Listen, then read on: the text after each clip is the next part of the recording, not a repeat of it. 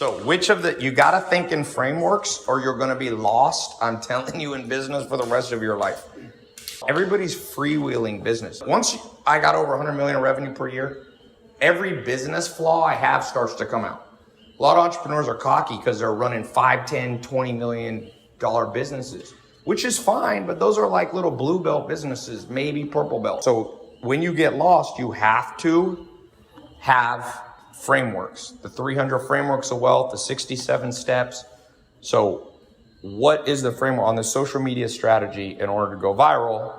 And I was talking about Snoop Dogg has transformed his entire, I think he's at, well, who knows what framework I'm following when I'm looking at somebody like Snoop?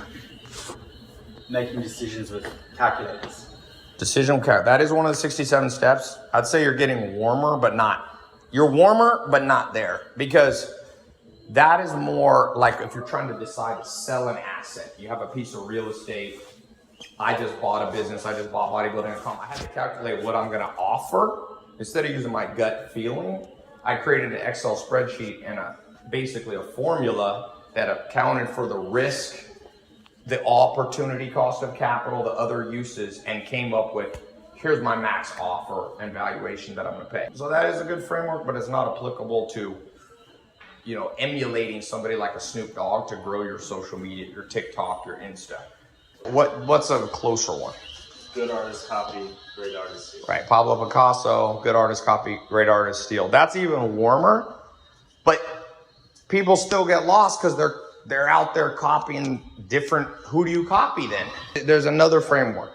You're getting close. Straight to the top. Straight to the top.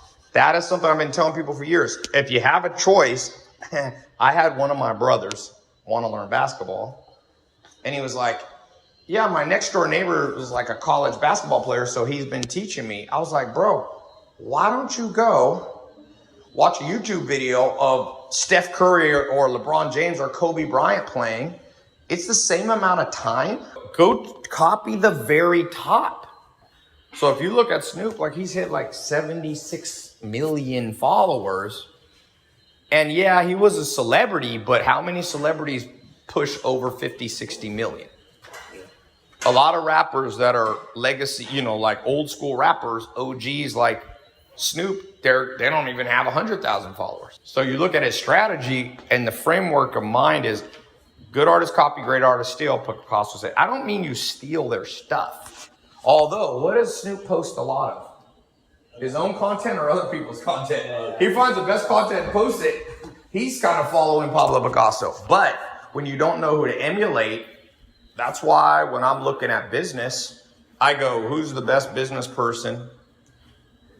Risk adjusted and time adjusted. It's probably Warren Buffett in the modern world.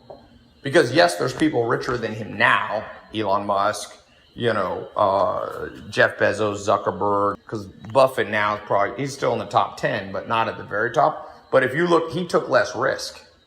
And capital always has to be measured at risk-adjusted returns. Yes, you have to be way richer if you take hell of a lot of risks. So Warren Buffett, you can argue Jeff Bezos too. Elon Musk certainly, I would say Elon is the most creative of all time. I would give these different entrepreneurs different merits. Nobody's good at everything. The problem with Warren Buffett is he builds some businesses which are not admirable, like Coca-Cola, which is really bad for the world. So I wouldn't say Warren Buffett is the most, whatever word you want to use.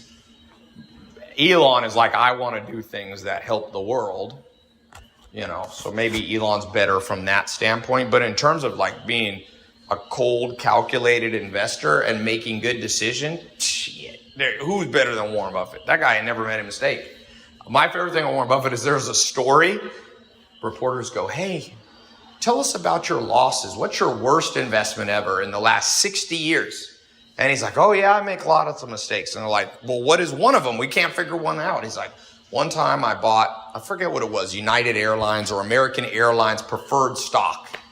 And he's like, yeah, and it didn't work out as I expected. And she's like, oh, you lost all your money? He's like, no, I actually made $100 million. But I thought I was going to make $5 billion. And I was thinking, my wish on all my family and everybody I love is May your worst mistakes make you $100 million, okay?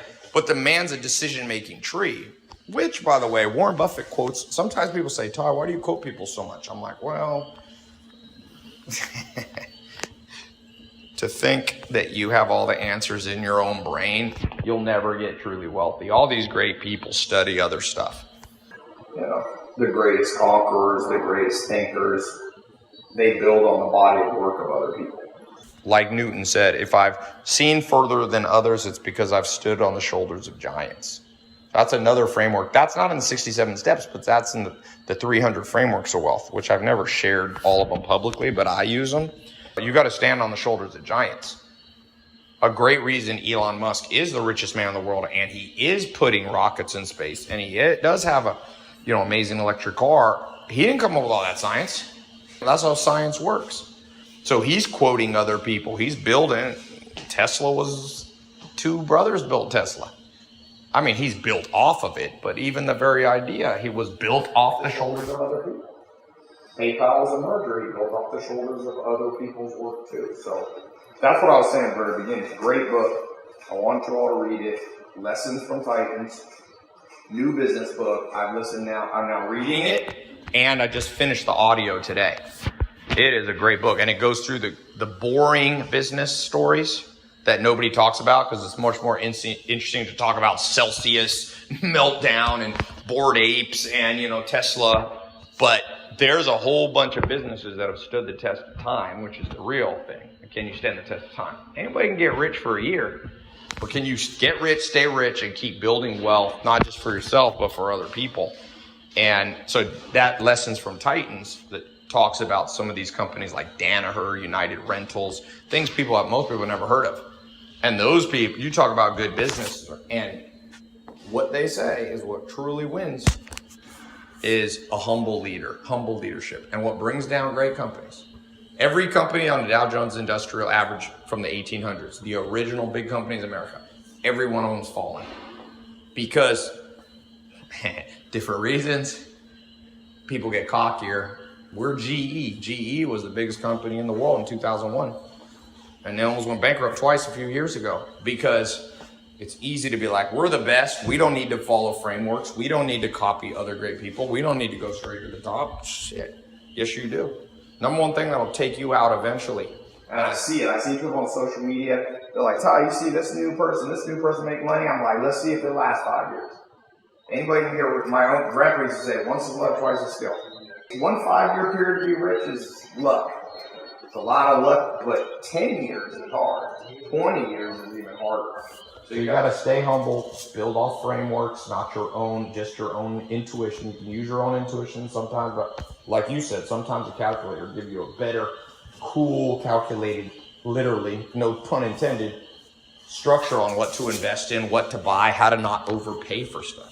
Look at crypto. A lot of motherfuckers, it was a good crypto protocol, but you can't pay that much. That's why that's a good framework, the calculator one. Pablo Picasso was a good one. Going straight to the top, because if you follow that one, you start copying the wrong people. So you need framework on top of framework. That's what makes it hard. It's kind of like chess openings. One of my mentors is the second best chess player in the world, Fabiano Caruana. He's ranked number 2 grandmaster probably in history. I once asked him, how many openings are there that you've mastered? He said, well, there's 1,100 openings in chess, established approximately. So think about it. Great chess people, they follow frameworks, an opening sequence. Here's the best 9 moves. And who do they copy? They don't copy their next door neighbor. They copy the great chess players, Mikhail Tal, Bobby Fischer, Spassky, all these kind of people. So in chess, you see it. It's funny. A famous NBA player DM'd me the other day. Out of the blue. It's kind of shocking, because this is a big one of the top 5 most well-known. And he asked me a question. It was basically life advice. And this is the interesting part. I had to think way longer than regular people who asked me that question, because this dude already follows the frameworks. He has a coach. To get in the NBA, you've listened to 5 smart coaches. He has a personal trainer. He has discipline, high levels of conscientiousness, perfectionism, organization. So it was pretty interesting. I was thinking, The people who win in sports follow frameworks. Like if you watch Kobe Bryant, there's like a set of moves. If you're posting up, he copied Michael Jordan. There's a video where they overlaid Kobe Bryant doing post shots, like from the post, and they overlaid it with Michael Jordan. Their bodies almost meshed together. And so, what was the advice you gave him? It's a long set of advice, and it's advice I've never given anybody else because the dude already knows black belt advice. You have to I had to like dig into, the coral belt, red belt advice that I learned from guys that are on top of the Forbes list. Yeah, and I was thinking, what a sad world. Everybody could have learned what this guy learned. And yet everybody I start with, it's like every single person, I have to start with the most basic stuff. Who do you copy? Who are you listening to? Are you personally being coached by somebody? Is somebody yelling at you? All these pro basketball players have somebody yelled at them, or at least were strict. Maybe they don't yell, but they were strict. I'm not surprised LeBron's a billionaire. I'm not surprised Michael Jordan became a billionaire. They already had the structure in place. All they had to learn was the tactics of money. I'm not surprised Chris Paul's crazy rich. Shaq is worth more than $500 million. Magic Johnson's one of the richest basketball players. Interesting story. When Magic Johnson retired in Los Angeles, he had like a year retirement. He came back a little bit, and he walked up to every single floor seat. That's where the richest people in LA all go. Not all of them, but a lot. It's a prestigious place. And he said, can I take you to coffee? You can come to my game for 15 years. Can I take you to coffee and learn business from you? And he went around with like 50 of the smartest business people. He picked their brain straight to the top. Usually the floor seats of the Lakers it's the most prestigious place. It's the William Morris Endeavor billionaires. It's the Steven Spielbergs. It's the Jack Nicholson. It's the people that are at the pinnacle, not just of business, but of entertainment. And he picked their brain. Then he retired. I mean, he's made like $700 million. He bought the Dodgers or whatever. And there's a lot of pro basketball players that forgot to take what they learned as athletes and apply it, and they go, they all went broke. But Magic was like, I already have the blueprint of success right here. And the blueprint was do what you do in sports in life. It's funny, I tell people you should listen to mentors. Oh, you don't need a mentor. Imagine being a pro athlete and saying, I don't need a coach. Ronaldo has a coach, lots of them. And when you talk to pro athlete, they're all humble. They say, I want to give credit to my high school coach, that one college coach, that one physical therapist, that trainer. Michael Jordan had Tim Grover helping him learn how to do weights so he didn't get injured, mobility training. But in the modern world, I see people on social media being like, you don't need to learn from everybody, just learn on your own. It's insane. So don't be that person. Be humble. No matter how good you are, there's somebody who has an angle you need to absorb into your brain. And if you do this and you go to bed a little bit smarter and you follow frameworks, you become an unstoppable machine. Even if you fail and go bankrupt, you'll make it right back. But if you don't know the frameworks, you'll build wealth, and if you happen to lose it, it'll never come back. Ever. There's more one-hit wonders in business than you'll ever see, more than in music. So, anyway.